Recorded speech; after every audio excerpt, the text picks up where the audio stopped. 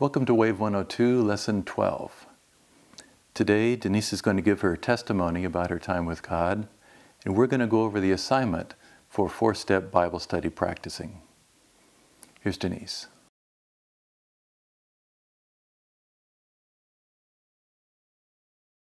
When I first became a Christian, I just developed this really simple kind of time with God. I used this little devotional pamphlet. I read a verse, I read their little thought for the day. I prayed and I was good to go. I liked it and I was growing. And then Nola and I got married and we transferred to a Bible college. And during the course of the 4 years of going to Bible college, I took methodical Bible study methods. And by the end of that course, I hated Bible study. It was so dry, and it was charting and graphing and outlining, and I just hated it. And I found myself sort of in this no man's land, because at the end of it, I thought, well, I can't go back to that little simple pamphlet that I was enjoying, because I know how to do all this, and I hated all this. And so I just ended up floundering. I did nothing for a few years. And then we had our first child. We had our daughter. And I remember thinking to myself, I don't want to be the kind of mother that never cracks the Bible during the week and just goes to church on Sunday. So I was just sort of flipping through the Bible, just not sure what I was going to do. And that's when I remember coming to 1 Peter 2:2. And it says, like newborn babes, desire the sincere milk of the Word, that you may grow up in your salvation. And that's when I remember thinking, wow, He's given that newborn baby a desire for milk. It's just natural, and that's what He's saying I'm supposed to be like with His Word. And I remembered having it. When I first became a Christian, I wanted to read His Word. I wanted to know Him. And somehow my desire got overwhelmed by the class and the cares of the world, and I just, had lost it. But that's when I determined that's what I need, and that's what I'm holding out for. I need to find that again. That's how it's supposed to be, So that's when I developed those 7 questions, and I just gave myself time. About 5 minutes a day, I would just think about, what do I want for my life? Do I want to know God and what He cares about? I just thought about those, let myself hear and think. And it wasn't real fast. It took about a couple of months. But I gradually began to feel my desire emerge. It wasn't this towering inferno. It was a flicker, but I could feel it. This is a little bit of a burn. Yes, this is what I want. And so that's when I thought, okay, I want to start meeting with God. And so I thought, okay, now I've got this problem. I don't want to overwhelm my desire again like I did with that class. It just overwhelmed it. So I thought, what do I want to do? What is intriguing to me? And I thought, well, I would like to get to know God. That's what I want. I want to know what He cares about. And so I thought, okay, that sounds intriguing. And so I thought, how about if I just start reading the Bible? I'll just start reading it, Genesis, and I'll just read until something hits me about God. And that appealed to me, And so I thought, okay, I'll just read. And some days it would just be a verse or two, and I'd say, wow, He cares about that, or He's responding this way, or, and I'd write that down and pray and be done. And other days it would take a few chapters till something would pop out about God. So that's what I decided to do, and I actually did that all the way through the Bible. I loved it. It worked for me. But also I had to decide, how often during the week am I going to do this, And so I had to think about my current level of desire, and I thought, I think the strength of my current desire, I think I could do 3 times a week without overwhelming it. And then I had to decide when would I want to do this? And for me, I'm sort of a high energy kind of person. So when I get up in the morning, I don't want to immediately sit down. I get anxious to just do stuff. You know, I don't want to sit. So I thought, okay, I think noontime would be the best. I'm ready to sit down at noon. I've done several things and I'm ready. And plus that worked out, that's when I would put our daughter down, our baby down for her nap. And so I set it at noon. And at the end of the course, I'll share a little bit more about how this all worked for me. There were certain adjustments that I had to make to guard this time with God, but that's what I did. I decided I would do it at noontime. But you might be surprised to hear that I did Monday, Wednesday, and Friday, 3 times a week for 20 years. I didn't increase it day-wise. I just did Monday, Wednesday, and Friday for 20 years. We raised our 4 kids during that time. But my time with God did grow. You know, I started out with like 15 minutes, and then it went to 30 minutes, and then it went to an hour, and then an hour and a half. So over the 20 years, my time with God grew, just not more than 3 times a day. But when our last child went away to college, and this has been around 10 years ago, I went to 7 days a week. I was more than ready. My level of desire was, I could have done it sooner, but I just waited for him to go off to college. And now it's sort of like if I were to miss my time with God, it's sort of like missing a meal. You try and fit it in, you know, you miss it. So something else has also happened over the years that's sort of interesting. When I first started out, my level of desire was more fragile. It was very important to keep it in the optimal place at noon. That was my optimal place. But now, after doing it all these years, my level of desire is more robust. It's stronger. And so I can have my time with God anytime now. I could do it early in the morning, mid-morning, noon, afternoon, evening. It doesn't matter because it's more robust. But when you're starting out, you want to give it the best time. And I still, 95% of the time, do it midday. I still put it in that time slot because that's the best. But it's just now that now I have the option to do it whenever I want. So it's a very small investment for a very big payoff. You don't have to start out perfect. Start out where you are, it will grow. Okay, we are going to have a course, 2 more courses now to finish this up. And I want to give you a little bit of a taste of the kind of things that we will be including.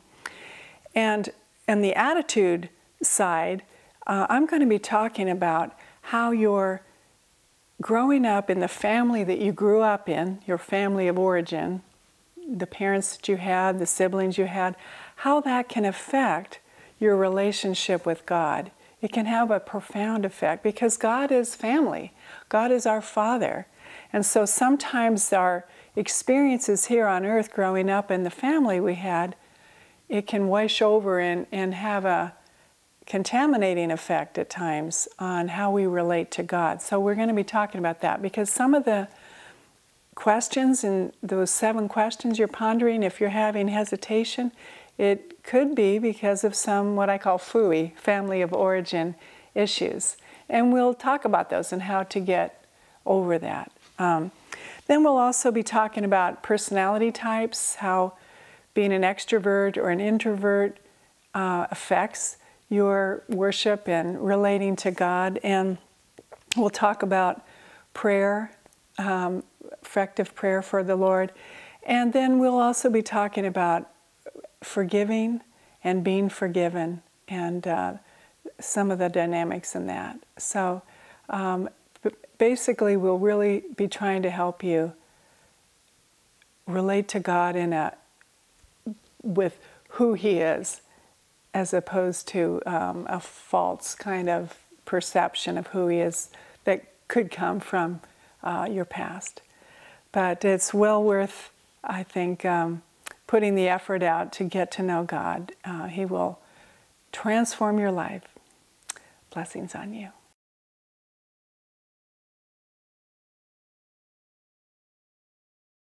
Last time we had an assignment in Galatians chapter 3. This time we're going to go over that and suggest things you can get out of that passage. Let me read the passage beginning in verse 6 from the New American Standard Bible. Even so, Abraham believed God, and it was reckoned to him as righteousness. Therefore, be sure that it is those who are of faith who are sons of Abraham. The Scripture, foreseeing that God would justify the Gentiles by faith, preached the gospel beforehand to Abraham, saying, all the nations will be blessed in you. So then, those who are of faith are blessed with Abraham the believer. And let's skip down to verse 16. Now the promises were spoken to Abraham and to his seed. He does not say, and to seeds, as referring to many, but rather to one, and to your seed, that is Christ. Okay, now skipping down to the last verse of the chapter. And if you belong to Christ, then you are Abraham's descendants, heirs according to promise.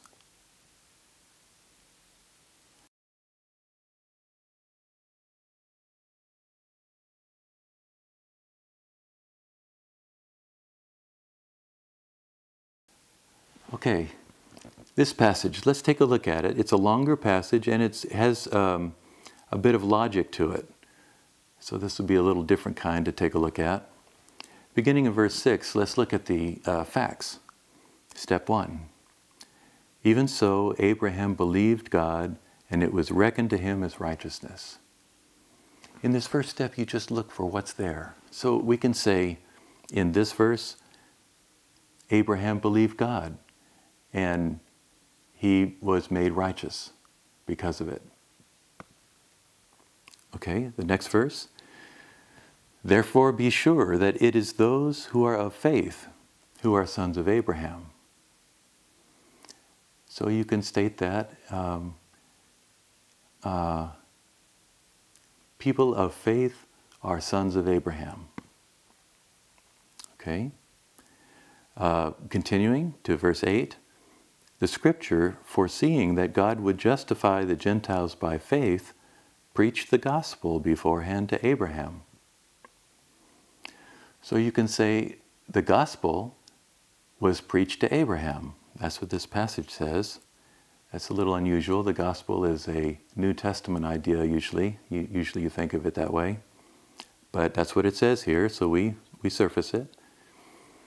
And how was it preached? It was preached when this was said to Abraham, all the nations will be blessed in you. Okay? The gospel was preached when Abraham was told, all the nations will be blessed in you. Verse 9. So then, those who are of faith are blessed with Abraham, the believer.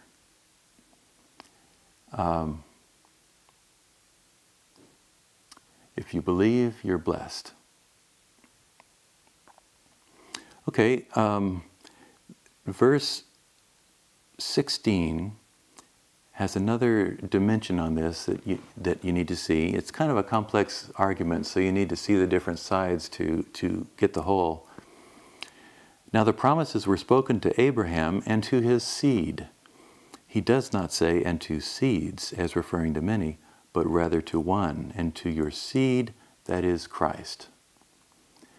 The promises were given to Abraham and to his seed. There is a fact.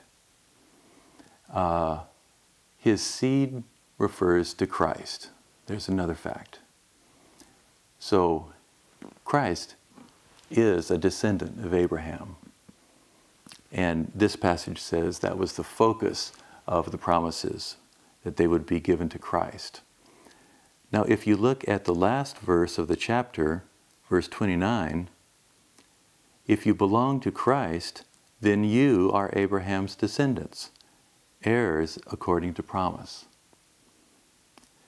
So, if you belong to Christ, you're a descendant of Abraham.